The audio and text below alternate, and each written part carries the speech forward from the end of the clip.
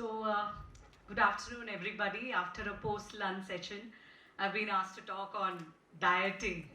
Is it okay for all of you? Yes? Great. So, let me ask you one question too. If anybody knows the answer, you can just tell me. What was the first dietary advice that God gave to humans and we failed to follow? Don't eat apple. Correct. Who said that? Do not eat the forbidden apple. So we already failed the first time, but it's okay. Number of failures means success actually. So as she rightly said, success has a lot of things below. So today my topic is recent advances in weight loss diets. How many of you have been trying and trying and trying to lose weight? All. Perpetually? Yes or no? Yes, this is constantly in my mind too. All the time, never satisfied with the weight that we want. Though the present generation talks a lot about, you don't do body shaming, just accept the way you are. But still, inside our heart, we know that can I lose little bit of this tummy is jutting out. When we take a picture, we say like, Adgya. And then, so all these things we do. So let me give you some good, whatever knowledge, that experience that I have in the last 32 years. So there is a constant tug of war between the foods that we love to eat and the jeans that we love to wear. Yes? Do we have a magic bullet? Yes? No, not at all. It's hard work, dedication, discipline. You can't say that I eat calories and I still lose weight. So let us see. Almost all diets are unsuccessful. 50% regain all the weight within 2 years. 5 to 10% keep weight off permanently. Why do diets fail? Anyone? Consistency, number one. If you see the patient's point of view, let me give you the patient's point of view, because we are also somewhere internally, we are also patients when we think of weight loss.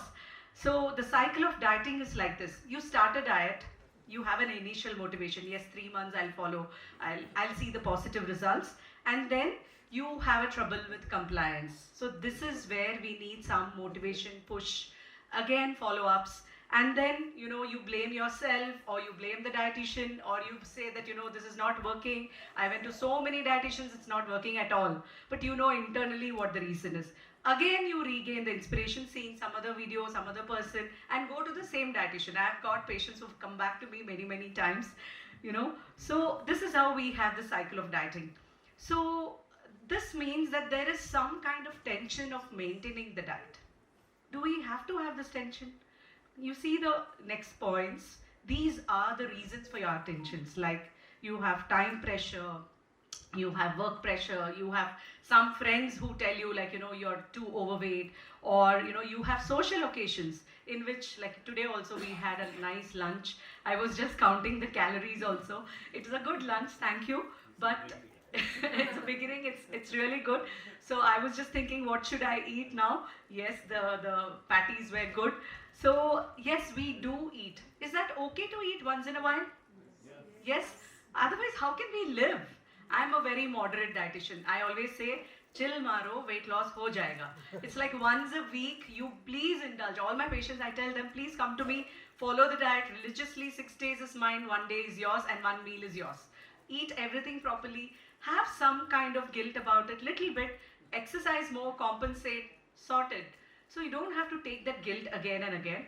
So simply, practically, the reasons why we do not follow a diet is non-compliance, poor follow-ups. That's why in my diet clinic, it's called Sehat Plus. So I'm also part of Jupiter. I have a consultant, OPD there. But more and so, I see all my diet patients in Sehat Plus.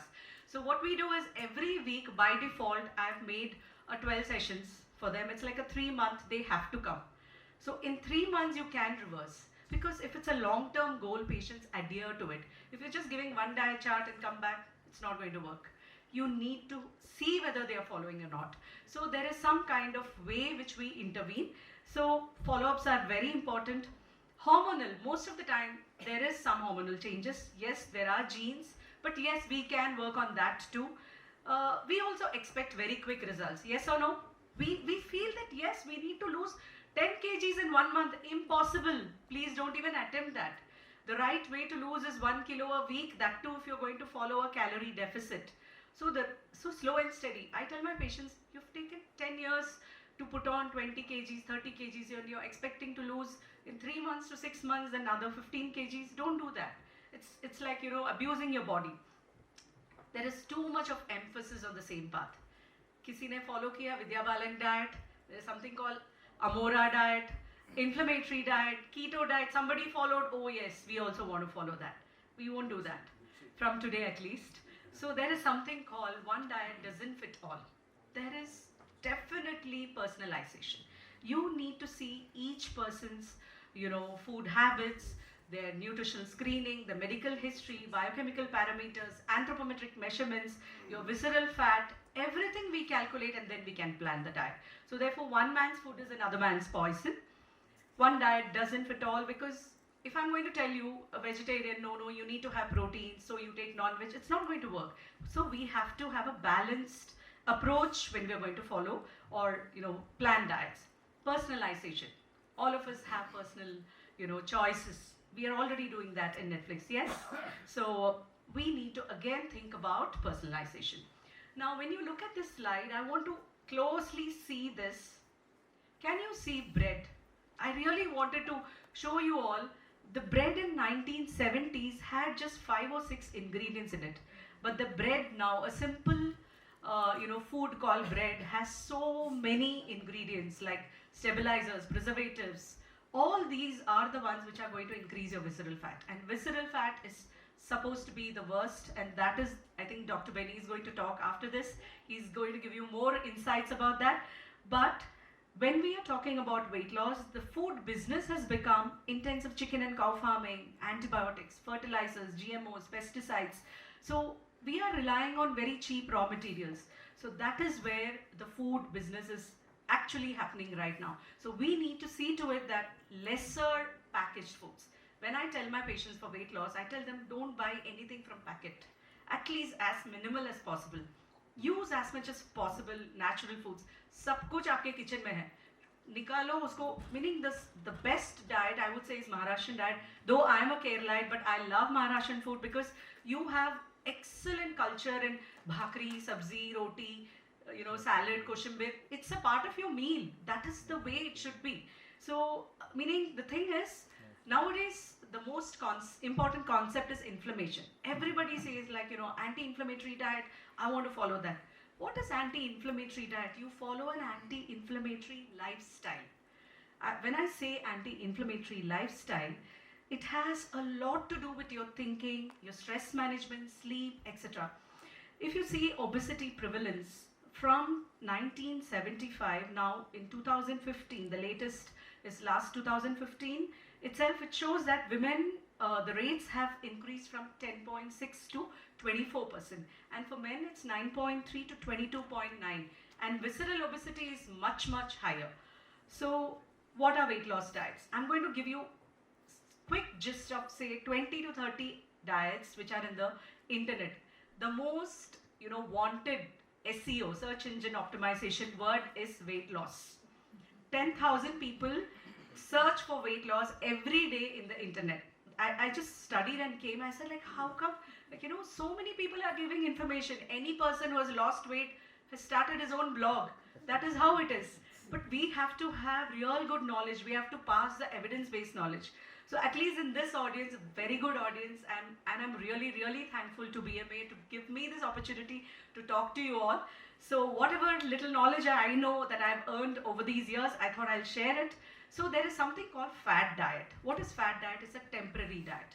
And all the diets which I'm going to show in future, whatever in the next few slides, are all fad diets. You will be surprised to see the kind of fad diets, and we have all medicos here, and if you're going to see the fad diets, and the entire public is following these fad diets.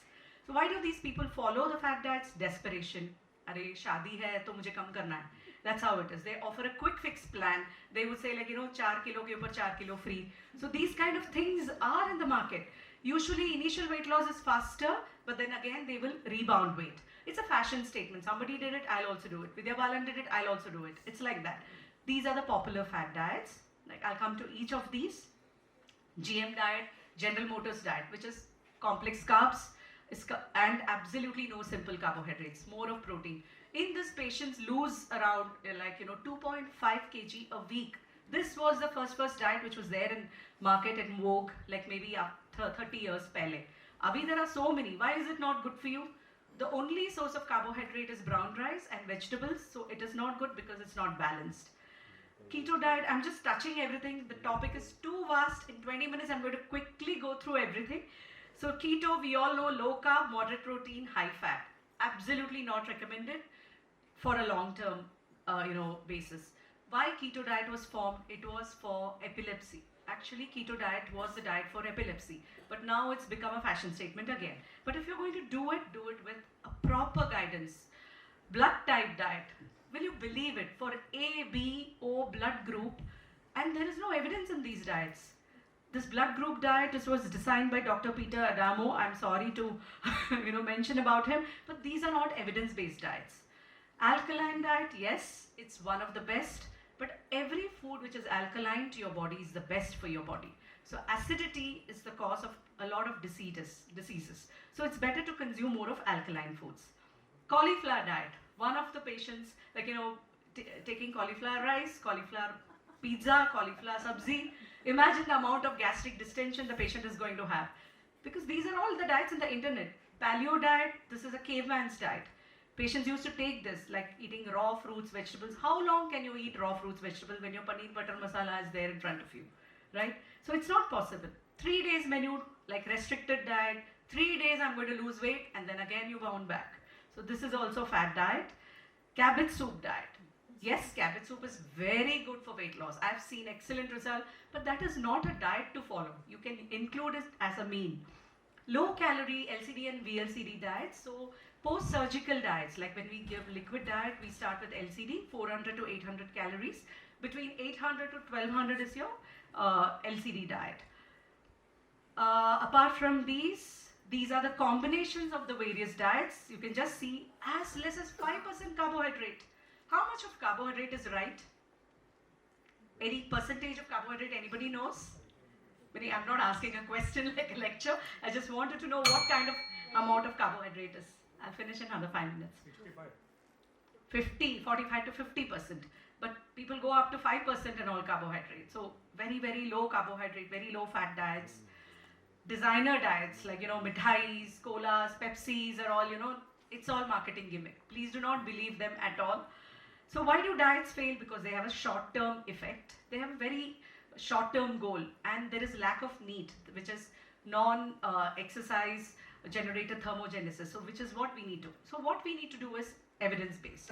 I'm going to give you a brief about what is evidence-based diet. You need to have metabolic flexibility, inflammation reduction, and gut health optimization.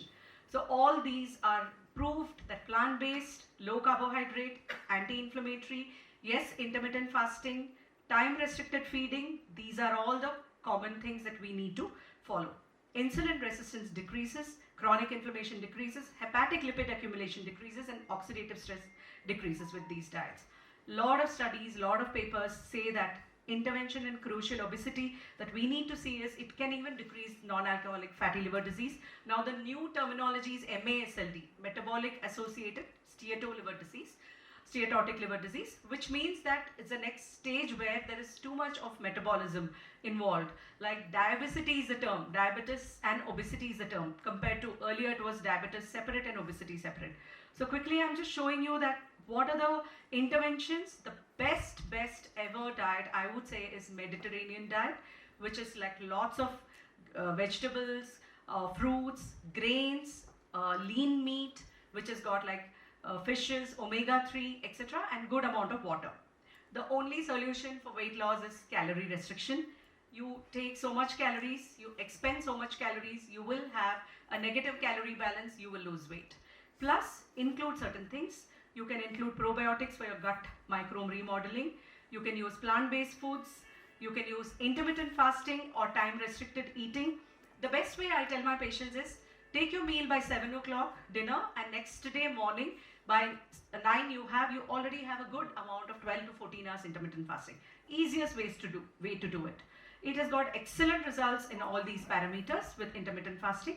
DASH diet, which is dietary approaches to stop hypertension, excellent for hypertension management. Lot of evidences, I'm not going to go into the detail. Anti-inflammatory, as I said, lose fat. Do not say lose weight, lose fat. Increase muscle mass, increase protein, eat small meals, cold water fish, which is much better. Primary fruits, vegetables are very, very good, green leafy, etc. And use good quality proteins. Anti-inflammatory lifestyle, which is what I said, quit smoking, stress management, depression to be managed, all these things which will definitely help. Yeah, facts about weight loss. When you lose 5 to 10% weight, you have such great results. So all that we have to do is to make patients lose weight before we start any kind of therapy. So the initial phase is weight loss. The second phase is maintenance, and it is indefinitely you need to maintain it.